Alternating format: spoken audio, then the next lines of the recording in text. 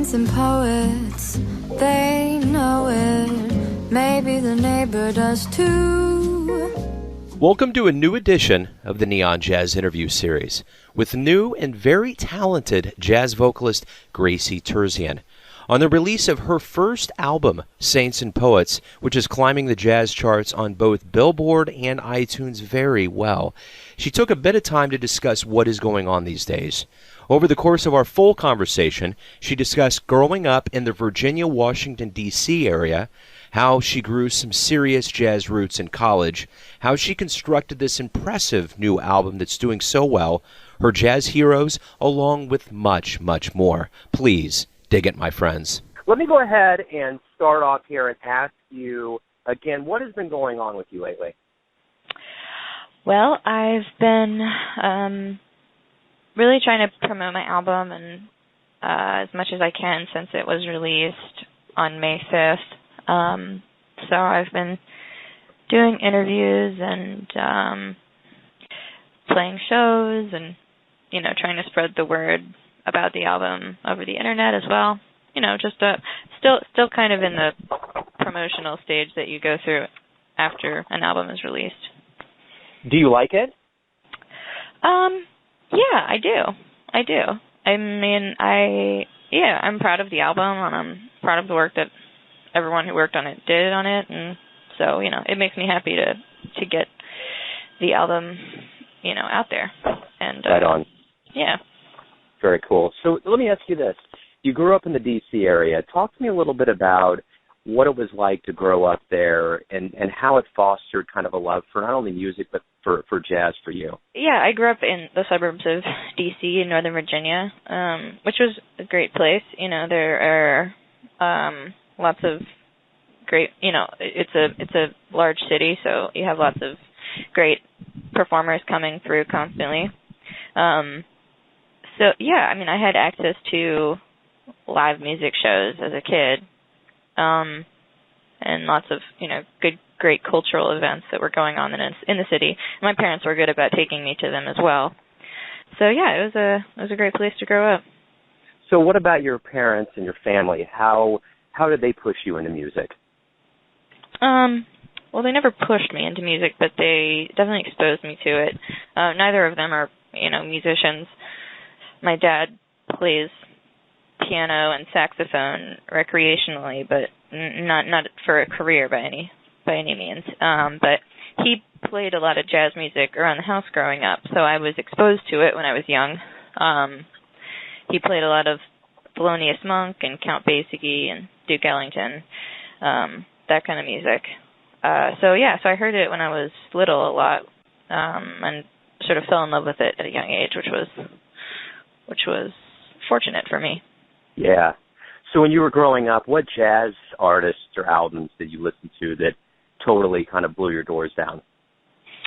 So I remember actually specifically hearing there was an album my dad played when I was little that was, I remember the last time we spoke, I mentioned this Duke Ellington Piano Reflections album he used to play a lot, which I really loved. But then I remember another instance he put on, I was in the car with him, and he would put on the album Gets Gilberto. And it was kind of the first time I had ever really heard any sort of bossa nova music before. And I remember just being completely taken away with it, and I just loved it. And I would always ask him to play that in the car. So. Right on. Very cool. So when you were younger, did you always dream of growing up, becoming a singer and a performer, or did you have other dreams? I certainly dreamed of it and wanted to do it. I think at a young age, I didn't know how realistic it would be because I had heard word on the street was that it was a difficult career to have, but I definitely wanted to. Right on. It wasn't until I was older I realized that it was, possible. Sure. So talk to me about your latest album that's doing very well on the charts on both iTunes and Billboard, Saints and Poets. Talk to me a little bit about the creative forces, so to speak, that went into it and how it's been received by the public since then. Sure. So I co-wrote the music with Wells Hanley, who's a very talented pianist and composer. And we actually wrote the music when I was still in school in Charlottesville, Virginia. And we recorded the songs in Richmond, Virginia, with a bunch of Richmond musicians, Brian Caputo, Randall Farr, and Trey Pollard, along with Wells Hanley. He was playing on it as well. And yeah, I mean, it was a fun process. I mean, it was a learning experience for me. It was the first time I had ever recorded anything that I had written, and so doing anything for the first time it's gonna maybe go a little more slowly than it does later and things like that. But it was pretty smooth sailing. I mean, Wells and I agree on a lot of things musically, so that made the writing process, pretty fun and easy. Of course, there was, I spent lots of hours sweating over decisions and, writer's block, et cetera, but it was more or less pretty fun, and it came together. It was done. It was a good time. So speaking of learning process, tell me who's taught you the most about being a performer and singing and being up in front of the crowd. Sure. Well, so I have a lot of experience as an actor as well, as a musician. I've been acting professionally for a long time. And I had two acting mentors who really taught me a lot about performing. Lilia Slavova, who was an acting coach, still is an acting coach of mine, and Nikki McLean, who is my dance teacher. They both taught me a lot about, performing and stage presence and how to connect with an audience. And then, other people taught me more specifically about musical performing and music. Stephanie Nikasian was my voice teacher, my jazz voice teacher in school, and she is an incredible teacher and singer, and she taught me quite a lot about jazz singing. Let's see here. Wells Hanley was my jazz piano teacher in school. He taught me a lot about songwriting. Mike Rosinski was a teacher who led my jazz groups in college, and he taught me a lot about playing with jazz musicians and in a band. So yeah, all those people together.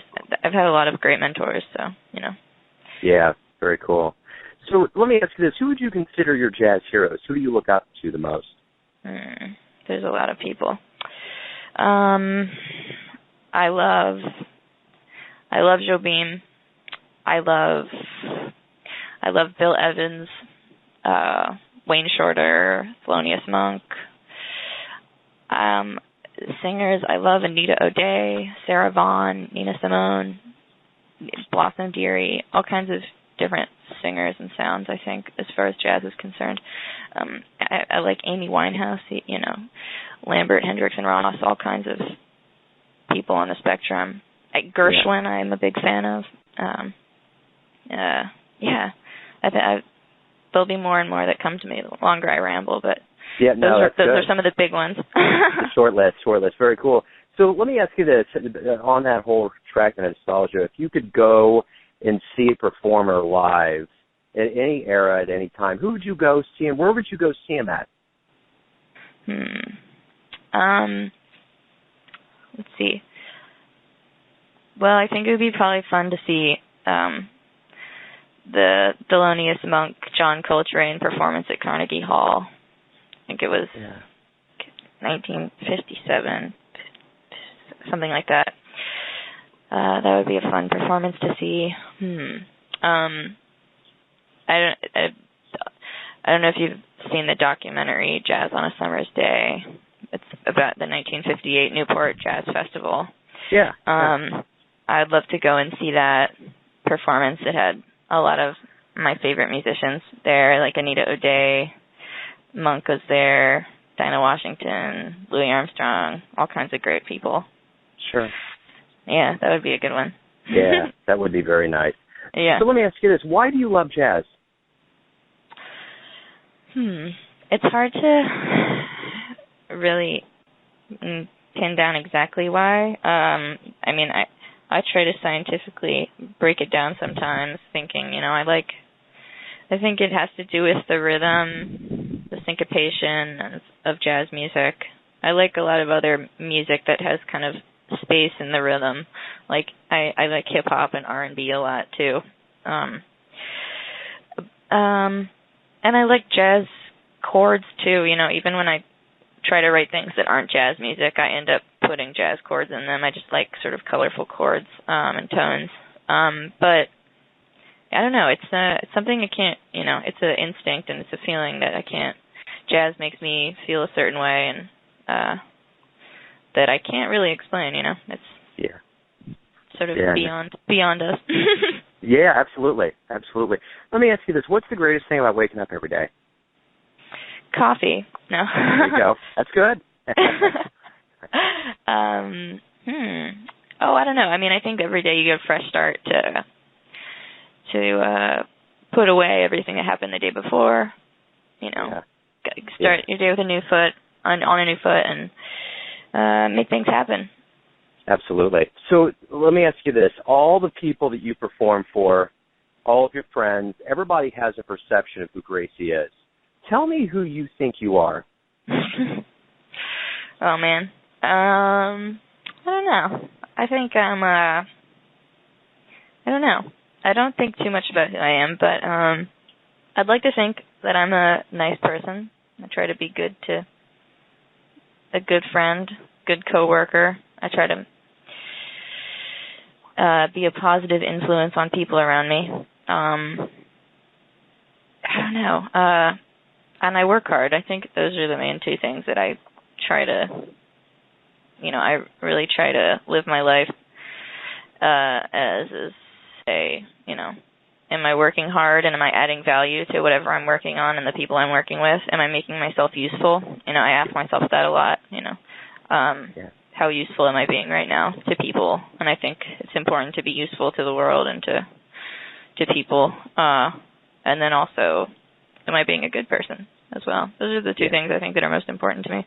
Cool. So let me ask you this, my final question for you. If we talk in 10 years, and the first question I'm going to ask you is what's been going on lately? What would you like to tell me happened? I don't know. I guess I would hope that my music has grown to be even better, and it's gone in that I've grown as an artist. Definitely, it would be cool that if more people were listening to it, and my career has grown as well. And I hope that I would still have the same attitude that I have now, which is, I'm just very inspired to improve and keep working on new stuff and discovering new sounds. And I hope I still have that feeling, in the future, that I never lose that. Right on. Perfect.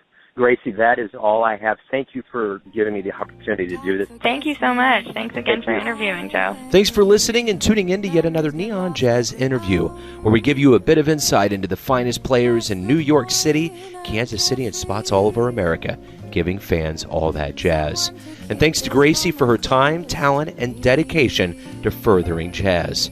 If you want to hear more interviews, go to Famous Interviews with Joe Domino on the iTunes Store, or you can visit theneonjazz.blogspot.com for all things Neon Jazz. Until next time, enjoy the music, my friends.